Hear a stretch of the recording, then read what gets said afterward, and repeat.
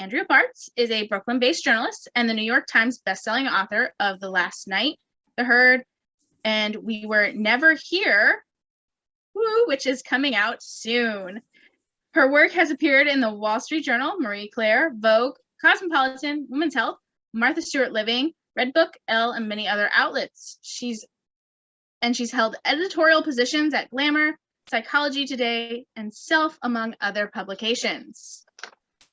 All right. And our excellent author of The Maid is Nita Prose, is a longtime editor, serving many best-selling authors and their books.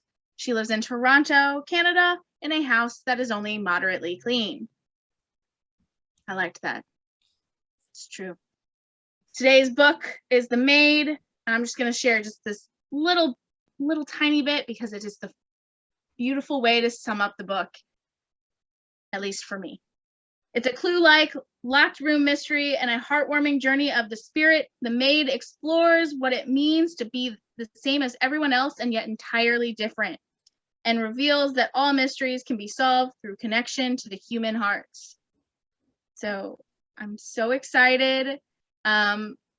We are so grateful that you are here. So I'm gonna let you guys take it away. Amazing. Thank you so much for that intro. I am so excited to be chatting with Nita. I had the pleasure of reading this book before it came out, and it's just been so exciting to watch it completely take the world by storm. So I think what would be really fun is if we could start with a very quick reading. I know it's always fun to hear kind of the words in the author's own voice. So could you kick us off with a short reading? I would be happy to. Thank you, Andrea.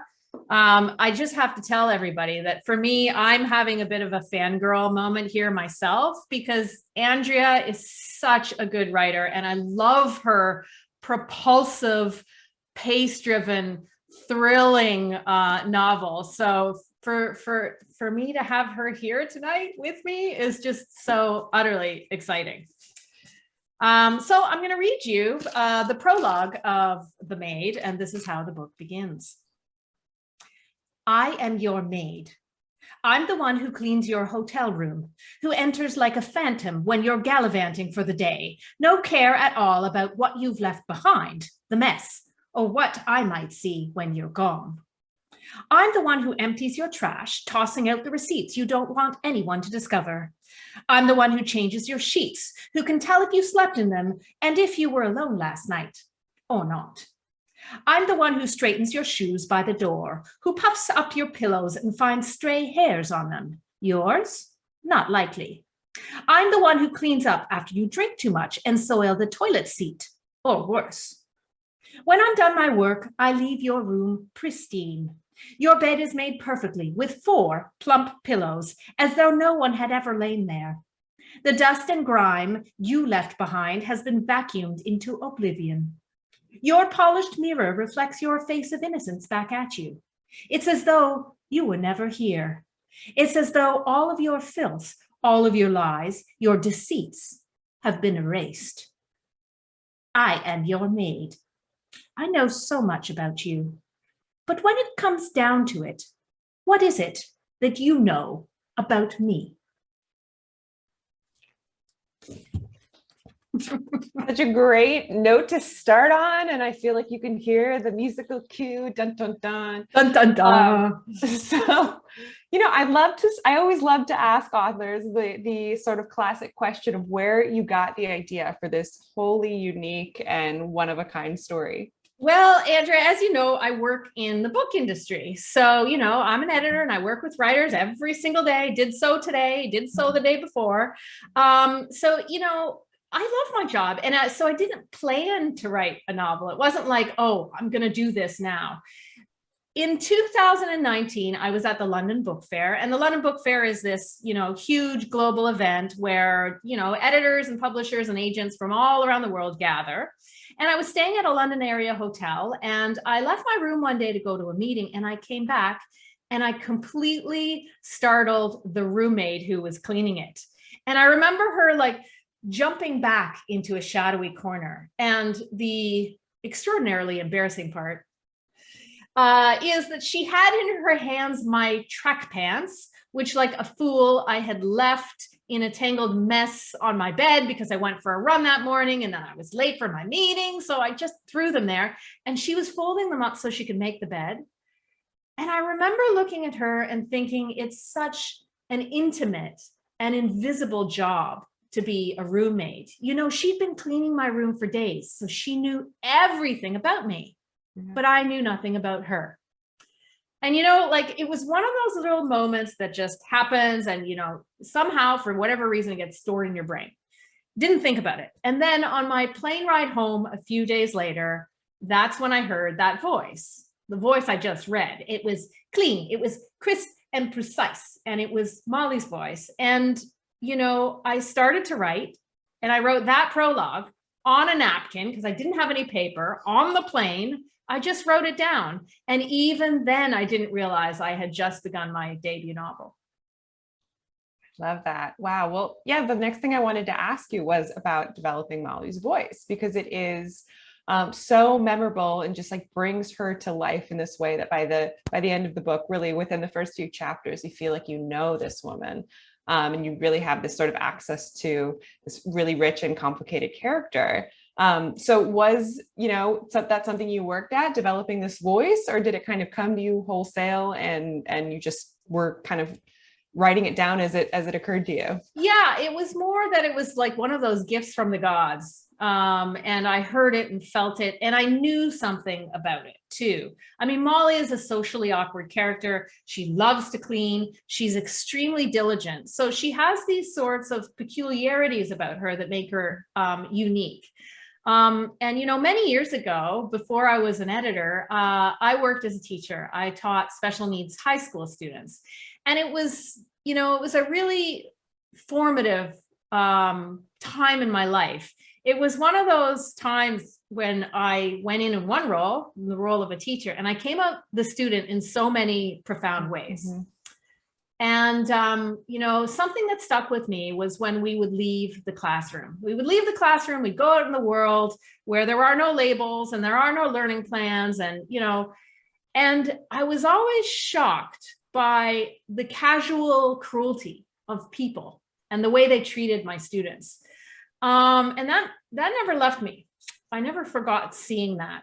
But there was a real upside too. And it was watching these kids behave with so much dignity, so much strength, so much adaptability, so much resilience that, you know, so-called normative people might not display. And I tried to give Molly some of those characteristics.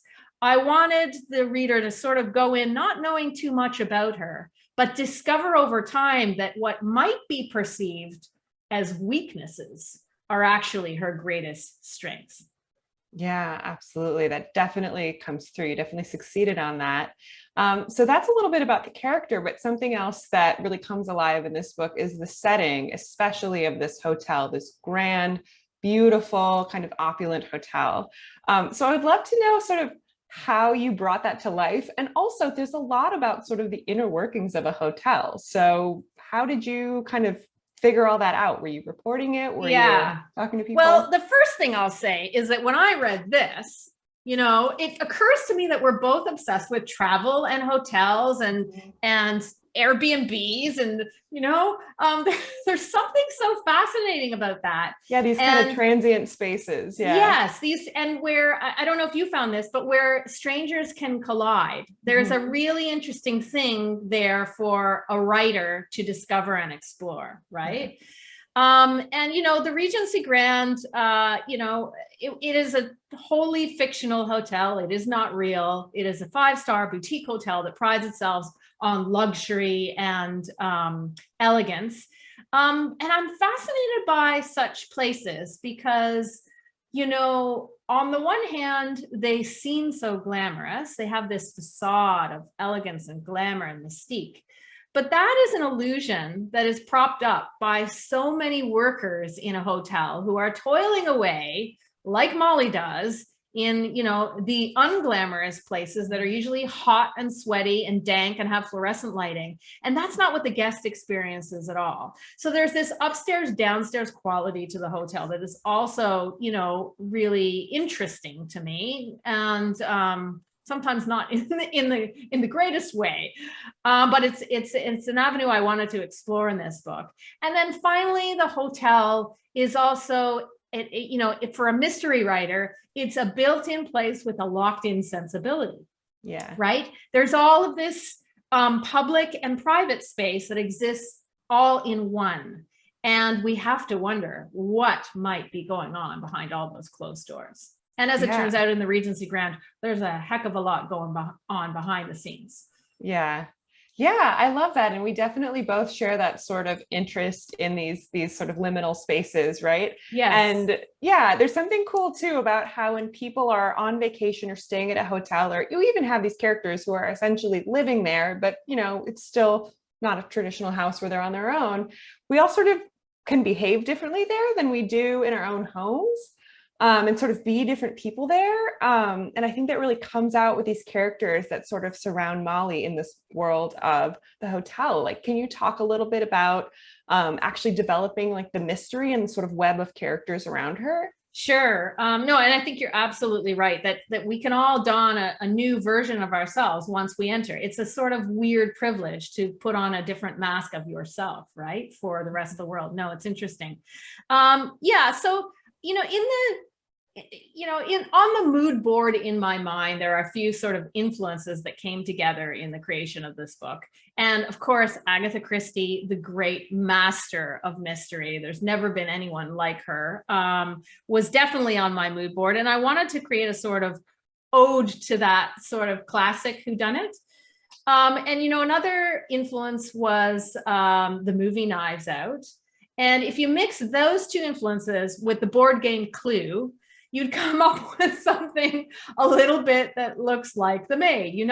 Is it the bartender with a rope in the restaurant, or is it the maid with a pillow in the bedroom? And I wanted to play with some of those very familiar tropes on the one hand, but then also introduce something else on the other hand. And I think my novel is a mix of the mystery whodunit genre, and certainly that's an engine that makes it playful and fun. We want to know who killed Mr. Black, but the other part is that this is a journey of the spirit.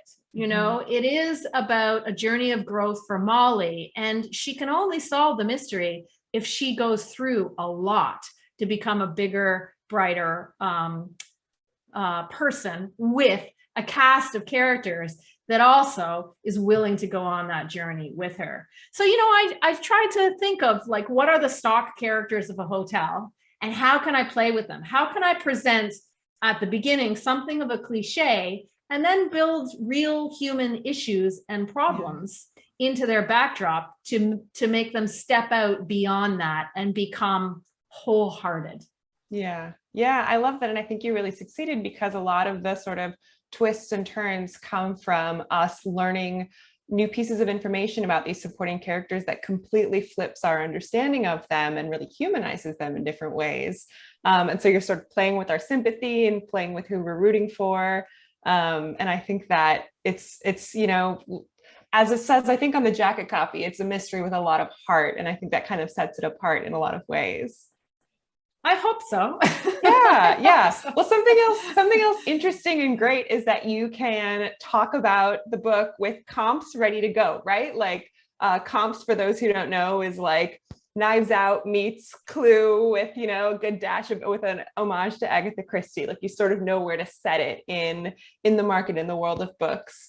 And I think it's absolutely fascinating that you are one of the relatively elite crew of people who've been on both sides of that desk. You are an editor, you are the one shepherding other people's books through. And now, after years of doing that, you move to the other side and we're the one working with editors to get this book out. So can you talk a little bit about what that was like? Wow, is it ever a learning process in so many ways? There have been so many moments where I honestly feel like it's Alice in Wonderland, and where I feel like, oh my goodness, I'm doing the wrong thing. I'm on the wrong side. Like even in this very conversation, I should be asking you the questions, Andy. You're the writer. I'm not. Oh, I am the writer.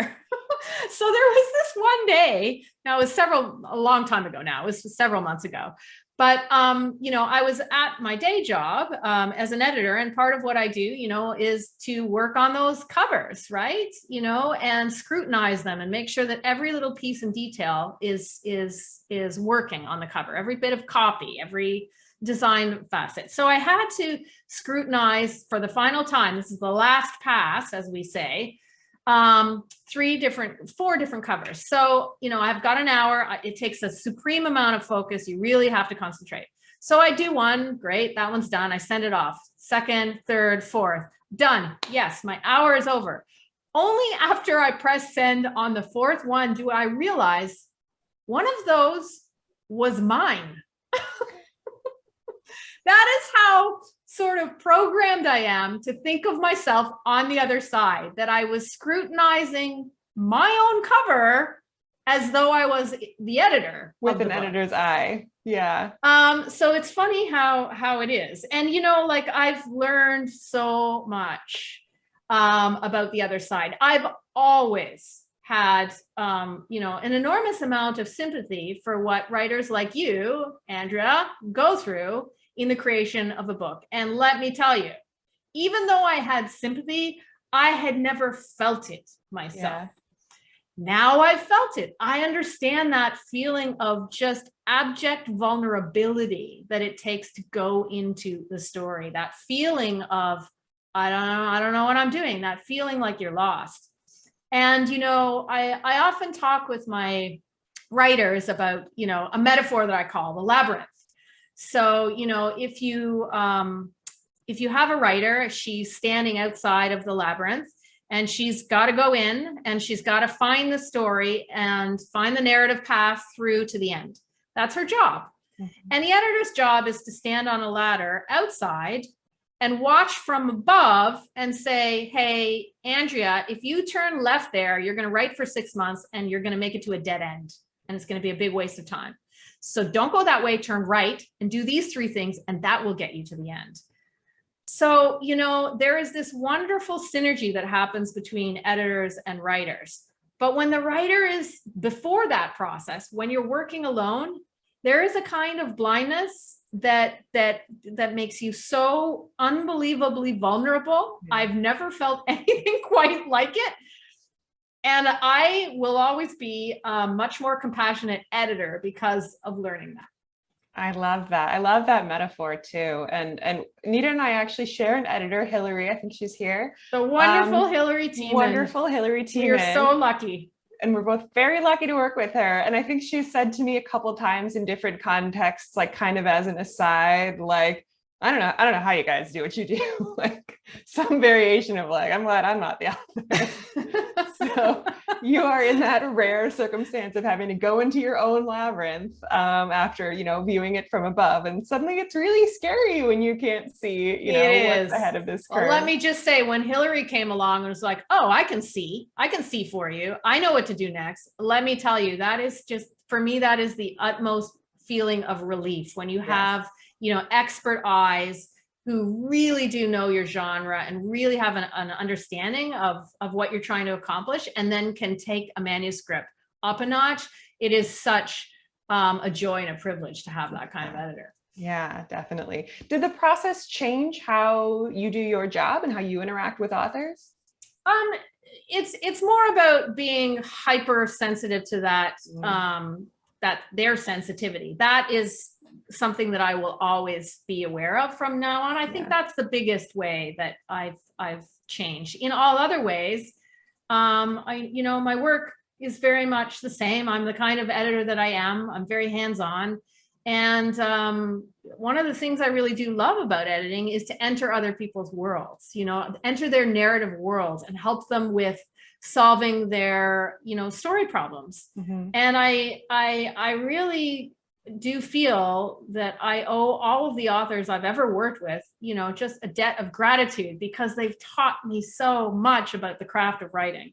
I will be forever grateful for that. Yeah, I love that. I love that. Well, speaking of, you know, creating your own world and your own, you know, characters and telling the story, let's talk a little bit about craft. Starting with, are you a plotter or a pantser? And for those who don't know, are you someone who outlines, you plot the whole thing out before you start writing, or do you fly by the seat of your pants and just start with an idea and kind of take it from there? A pantser. I think I'm a plantser. So I'm a little bit of both. So let me explain. I definitely like structure, and I need it at the beginning to understand what my acts are, what the major twists are, where I'm going, and I've often called myself like a tentpole writer. Like I need those tent poles in place so that I know directionally where I'm going. Yeah. But also the other thing I need is the not knowing. It's a mix of knowing and not knowing. So I know the twist is there. I know what it is. Now, how on earth am I going to get there? And it's that how on earth that actually keeps me waking up at an absurd hour in the morning, trying to solve the problem. Right. And if I don't have that how on earth sort of question in my head, then it's not enough motivation to keep going. Yeah. Yeah. So there's some of that writing to solve the mystery that is part of the fun that the reader also is experiencing. That's right. That's right. And that's the unique joy for me of writing. What about you? Are you a plotter or a pantser? I guess I'm kind of a plantser too, but I start with, I know the premise. I probably know sort of what's going to break us into the second act. That's about a quarter of the way in. Sometimes I know the midpoint twist, what's going to happen halfway through. Sometimes I don't. And I just start writing, and I figure it out by writing the first very, very messy discovery draft. I called it a vomit draft. And then someone I know exactly calling your writing vomit, call it a discovery draft. And I was like, okay, I'm discovering. But actually, shout out to Hillary again. Like I've pitched all of my books with, my subsequent books with her, with kind of like treatment. So instead of a full outline, I'm like explaining the idea, the premise, like where the story's going to go, who these characters are. And then I kind of leave it, wrap it up with some grand language of like, so she needs to race to figure out X before Y happens. And Hillary a few times it's been like, okay, well, I don't want to know who done it, but right? I'm always like, sure I do. Yep, sure do. I will by the time I turn it in you. And then while I'm actually writing, there's just a blind sense of panic for the last 50% of the manuscript where I'm like, I'm never going to figure it out. It's not going to work. Never going to be able to land all these planes that I've shot up into the air. Yeah. There is that real fear, right? That first act, that first 10,000, 15,000 words, you really are shooting a whole lot in the air and making all kinds of promises. Yeah. And act 2 is where you really have to start delivering. Yeah. I feel like the entire first half, you're just like, loading mouse traps and you're pulling pins out of grenades and just strewing them about and having so much fun. And then suddenly you get halfway through and you're like, oh, what have I done? Oh, I have to be responsible now. How do I do that? What's so interesting, Andrea, is that when I read your work, there's no evidence of that on the page. I would never know that you're not a full planner and that you didn't know your twist ahead of time. Well, and I'm not a guesser. There's probably lots of people out there who are way better readers than me. And they really invest in, I knew by page 50, I knew it was so-and-so or whatever. I knew how that thriller was going to end or that mystery was going to end. I'm not that reader, but even still, I can say about your work that, it just feels like you're in the hands of such a strong, confident storyteller that this is going to pay off. Thank you. That's not how it feels when I'm writing it. And I'm sure if you saw the first drafts, you would feel very differently, but you start to shape it, you figure things out, and then you go back and sort of rearrange your world a little bit to have it land. But I'm curious, absolutely the same is true of this book. And there's just so many fun twists and turns that feel very earned, but also feel very surprising and exciting. And so I'm curious if like your characters surprised you or there were just really surprising things as you were writing. There were, I felt like at the beginning, I judged some of my characters. Like Giselle is one character who I really had an idea about at the beginning. And I thought she was just, in this book, I explore sort of characters on a spectrum of good and evil. And then I play with some of those ideas. And when I was writing, I really felt that Giselle, who is this sort of trophy wife, she's the one left behind when Mr. Black, this is not a spoiler, it happens in the first chapter, is found very dead in his hotel room bed. And she is the wife who's left behind. And she's much younger than him. She's a trophy socialite wife. And she befriends Molly, the maid, because Molly cleans the room every day. And a sort of unique and lovely, I think, hopefully that's what I try to depict anyhow, friendship, and unusual because these two people are from different classes. They're not supposed to be speaking to each other, sort of emerges between the two of them. And when I was writing that at the beginning, I just thought, Giselle, you suck. You're just the most superficial, horrible, excuse for a woman, and you're keeping us all down. You're that kind of anti-feminist who's just ruining everything for us. And lo and behold, my judgments as a writer didn't hold for long because she surprised me on the page. She developed in ways I never knew were possible. She acted with more empathy than I gave her credit for. And that was kind of one of those things that happens of her own volition. Yeah. And I started to see that with a few of the characters that I couldn't so easily place them into categories, which is kind of interesting because that's kind of the point for Molly too, is that she has to learn, like her author did, that not everything is quite so black and white, that there are shades of gray in between, and that's the whole pursuit. Yeah, no, it's interesting. It's like, as you get to know these different characters, you start to understand their motivations, and like everyone's the hero of their own story. Like everyone out there is thinking of themselves as sort of the good guy. And so it's fun to watch you, the author, sort of flip over cards and continue sort of unveiling who these people are. I love that you brought up we thought this was sort of like the anti-feminist, annoying trophy wife, and it ends up she plays a really different role in the mystery. And I think when Hillary, I don't know why we're talking about you so much, but we love you. Because we know she's there. When Hillary first told me about your book and asked if I would be interested in having an early read, she said, it's very different from yours, but I think they both kind of do some interesting play with the roles that women play and the roles that women are sort of allowed to play. And I think we both kind of write feminist thrillers. Whenever people say, is your work feminist? I say, well, I'm a feminist, so I guess that art I create is also.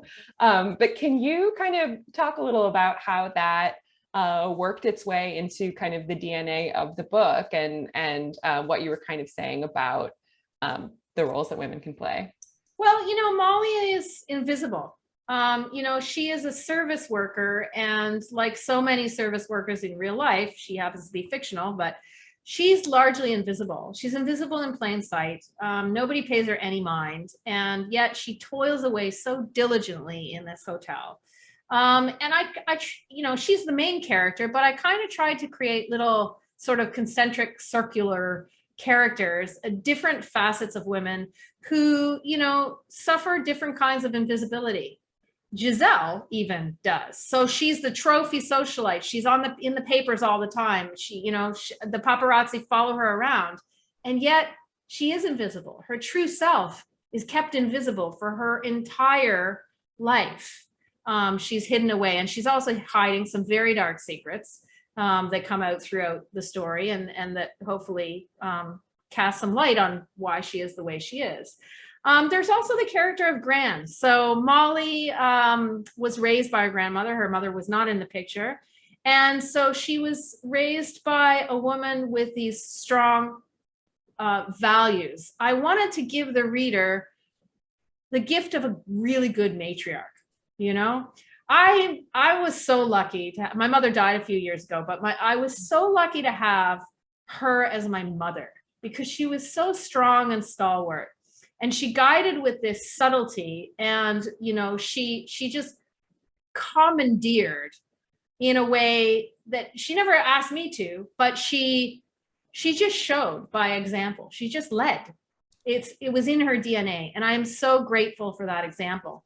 And so in the creation of Gran, although she's different from my mother in some fundamental ways, in other ways, in the way that she loves unconditionally, in the way that she protects her granddaughter with such ferocity and brilliance. You know, she is in many ways an ideal matriarch. And whether, you know, readers out there have had the luxury that I had of having a wonderful mother in their life, or other sort of female figures in their life, or whether they've lost them or never had them, I wanted them to have the gift of Gran. Yeah, yeah. Gran really came alive despite not being, you know, on the page a ton. And so I loved her sort of personality and contribution and the way she's sort of speaking through Molly still. And it's cool because you had these women, these female characters sort of, you know, dealing with invisibility and not being truly seen in different ways. And then you also had these men around them who sort of showed us different ways of interacting with these women, and some were motivated to see them as, you know, real people, and some were motivated to kind of use them or not see them or underestimate them. And so those themes are kind of coming out in all of the characters, not just the women. Oh, good. I'm very, very glad about that. Yeah, totally worked. So, well, as I keep saying, like, you absolutely nailed this and this worked perfectly and you knocked it out of the park. It's been really exciting to watch this book completely take over the world and really soar. Can you share sort of what the experience was like finding out that it had to hit the New York Times bestseller list, finding out it had gone #1? Can you just share a little bit of that? You know, I never expected anything. I'm in publishing, so I know a few things. And one of the things I know is that you can get everything right and the book cannot succeed. It happens. It happens with great frequency. And, you know, I wasn't sure that I got everything right. I assure you that. I did not know what I had here. And so when it went out in the world and people were liking it, I mean, I was just overjoyed, just absolutely. And I still am. Every day when I get a little message from somebody saying, you know, I really liked it. It really does mean the world to me. It is so tremendously exciting. I'm sure for you too. I mean, we invest a lot, right? Writers invest a lot in what they write. So it's really gratifying when people respond. Yeah. I mean, the dream is just to have people read it. So it's such an exciting, thrilling thing to see that happening in real time and to know it's connecting with people. On a kind of related note, huge congratulations on the option, the adaptation. Can you tell us a little about that? Sure. Well, I'm very much looking forward to Molly coming to the big screen. So Universal Pictures has optioned the film, and Florence Pugh, who is the Academy Award nominee for Little Women and who was in Black Widow and so many other incredible movies, is set to star as Molly and to executive produce as well with me and some others. And I cannot imagine a better combination for this particular book. And Florence Pugh, I mean, she's just so spectacular. What I really, really love about her is she just completely eschews any common choices on the screen and does every time the most unpredictable and unusual thing. So you match that with a character who is already rather unusual in her choices. And it's going to be like fireworks. I just cannot wait to see her on screen. And the other thing I can't wait for is, you know, just to visualize the Regency Grand. So, I mean, you're familiar with this. I mean, one of the tricky things for a writer to do is to describe something so that the reader has enough facts to be able to visualize, but not too much that they're overwhelmed with detail and they can't use their own imaginations. And that's really a magic spot of finding a way to allow the reader to see, but also for them to participate by filling in the details. That is a wonderful thing in any book, okay? And that is the goal for every writer to accomplish. However, when you translate something for screen, it's a totally different thing. Yeah. Every detail, every nuance will be given in full Technicolor. And so for me, the fun of that, the joy of actually seeing the splendor and the golden glamour of the Regency Grand Hotel is going to be a whole lot of fun. That's going to be very cool. Yeah, you can just already imagine the sequences of, sweeping up the stairs and like the gleaming wood of the bar and the perfectly fluffed pillows. And it's going to be very, very cool to see that come to life. Well, I would love to hear, and I think pretty soon we're going to head over to questions from the audience. So encouraging everyone to click on that Q&A below and let us know what you are dying to hear. But I would love to know 2 questions. Actually, we're going to give you 2 more. One is going to be, what are you working on next? What's kind of next in the pipeline for you? So I'm working on a few different things. So I have various ideas. And I haven't quite committed to what I'm going to do next. I've heard from readers that enjoyed this book. They would really like another one. They want more Molly. More Molly, give me more. But this is a tricky problem to solve because my goal writing this book was to leave the readers wanting more. That's kind of the idea. So I will only give more if I can actually give more instead of less, if that makes any sense, which is a sort of interesting creative problem to try to solve. And so I'm engaged in that process right now, but I have a few things sort of on the go. And I can't say too much more than that. So I'll remain true to brand and be a little bit mysterious, but I can say that I will have something, and I look forward to showing it to readers one day. Okay, super exciting. Well, then the last thing that I would love to hear from you is just what are some books that you have read recently that really excited you? Oh my goodness. Well, if there's anyone out there that hasn't read The Push yet by Canadian author Ashley O'Drain, that is a tremendously moving, poignant, eye-opening thriller novel that I highly recommend. It is about mothers and daughters. It's about the bonds of motherhood and what happens when something challenging occurs to that bond. And it's also deeply about when women are not believed, and somehow she's managed to create a thriller that is so utterly poignant and meaningful at the same time as it's dramatic and page turning. And those are so often the books that I really love. I mean, I love a good mystery, don't get me wrong, but I'm a reading omnivore and I read all kinds of things. If you put a cereal box in front of me, the first thing I will do is read it. So I cannot help it. It is in my DNA. Instinctive. I love that. Well, great. I think we'll turn it over to RJ Julia then again. Excellent. So some of these questions will be for both of you because you're both fantastic authors. And all of our audience members will want to know some of these. So we have a comment from Hillary. She says, hello. It's Hillary. So thanks, Hillary. I'm glad you guys to listen in for this fantastic conversation. Okay. This one says, I loved the Maid. I loved the way she spoke, and it felt it was such an original story. She then it says, will you be writing the screenplay for the movie, or at least helping with it? Yes, it's a very good question. The thing about screenplays is they are a separate art form. They really are. And they're so entirely different, and the skill set you need for them is entirely different from what you need to write a novel.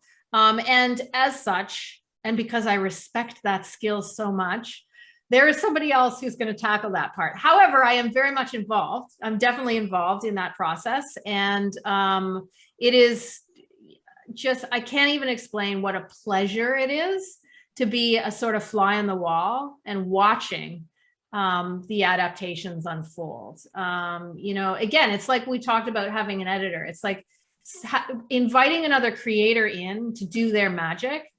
And when that works well, and in this case, it's really exciting, it is so much fun, So yes, I'm involved. No, I'm not doing it myself. Yes, sometimes novelists do, and tremendous respect for them. But in my case, I'm leaving that to the professionals. That's fair. I understand that. Let's see. How do you balance working the full-time editing job and writing? Diapers. All right. No, that's a joke. It's, you know, the balance is a little off at the moment. I work a lot. So the way I work is I get up at 5 a.m. and I do my shift, my writing shift. And for me, that is a really important hour. It's an hour where there's a part of my conscious mind that is still not fully awake. And it means my writer's mind can really play, because there's no plague to it. I'm not plagued with my own worst demons and my fears and my, oh, this isn't going well, and that's the wrong choice. I don't have it. It's not awake yet. It's still asleep.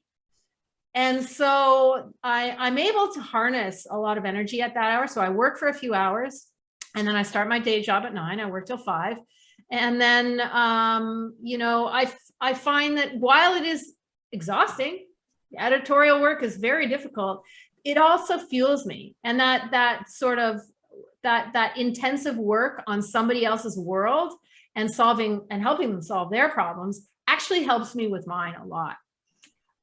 So, it's a lot right now, but I feel also like the luckiest person in the world. I get to tell stories and help other people tell stories all day long. I mean, for me, this is just so wonderful. I understand. Andrea, how about you? How do you balance all of your writing? Because you write for more than just your own novels. So yeah, I do freelance writing. I was a magazine editor for many years, and then I was a full-time freelancer for also many years, and just working away on this manuscript on the side. And it felt like the biggest sort of like unpaid, non-assigned writing assignment I'd ever had, because I was used to, pitching a story, pitching an article, and then if the editor accepted it and we agreed upon some fee, then I would run off and write it. So the whole time I was working on my debut, which became The Lost Night, it was like, let's hope this pays off. Let's just have a good attitude about this. And yeah, I was also then pretty intensely a travel writer up until March 2020. And so a lot of the sort of balance was actually jet lag, travel, doing really intense, when you do travel writing, it's absolutely, yes, the dream, but also very intense. And you're packing like what would normally be a multi-week itinerary into 4 or 5 days. And so, keeping up with the writing was really hard during that. But I also found that the travel and just the, being in new places, meeting new people, seeing new sites was just really good for creativity and for just helping me look at my manuscripts in new ways. And it's like, when you're just stuck at home in front of your computer, or during much of 2020 and really the last 2 years, just like in one room and without a lot of outside stimulation, it can be really hard to sort of take a step back and look at your manuscript in new ways. And so travel really did that for me. And so I think in the last few years, I've gotten better at sort of finding, safe, socially distanced ways to do that, whether it's like going to a museum, whether it's like getting myself into nature or to a park. And that's like what really sort of fuels the creativity. But in terms of balancing the freelance writing and the book writing, I just have when I'm in writing mode for my books, I have a word count goal every day, and I try to knock that out in the morning. And then the rest of the day is for emails, for interviews, for freelance articles, and it's just kind of seeing them as distinct chunks. I like that. So you can both answer this. What is the most roundabout way that you have named a character? Okay, I guess I have an answer for that. Okay, so there is a very minor character who is discussed at the very end of my book. And it's Juan Manuel's nephew, who he talks about. And his nephew is named Teodoro. this was just me having fun at the end of the book because my dog is named Theodore. And so I turned it into the Spanish version of that. And it was just a way to get my dog into the pages and celebrate the fact that I'd made it to the end of the manuscript. So I left that little Easter egg only for myself. I love that. I love that. Well, that reminds me that my cat, who is currently like wants so much attention and leaping at the back of my chair, her name is Mona.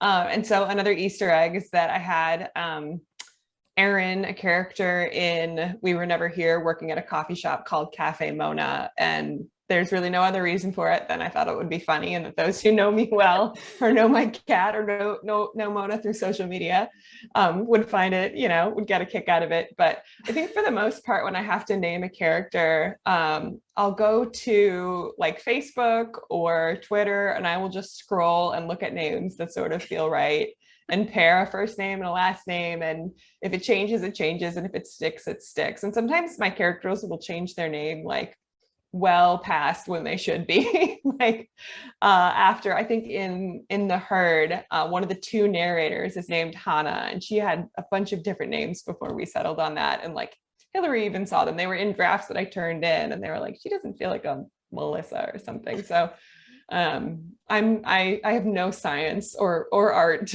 to naming characters. No, those are both fantastic ways. I love it. Why not get some Twitter names or just your pets' names? It's great. All right. So we still have a few minutes. So if you have any other burning questions, go ahead and send them.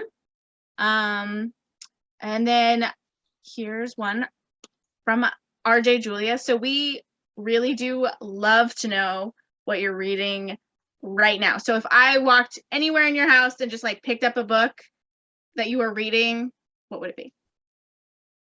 Well, I'm currently reading a book that's going to come out, and it's called The People on Platform 5 by Claire Pooley.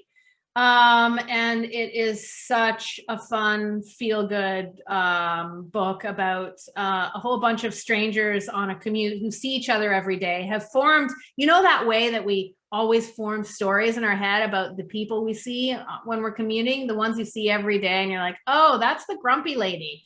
And that's the guy who must work in IT. Come on, he's got to work in IT. And he's always on his phone. And, so it really plays upon our assumptions about other people. And of course, as one would expect, those assumptions get challenged in some very funny and witty ways. So that's what's on my bedside table right now. Excellent. I'm looking forward to that one then. It's fun. It's really, really fun. I too am always reading books that are coming out like 6 to 12 months from now because of, blurb potential. And so I am always like, remember this and pay attention when it goes up for presale.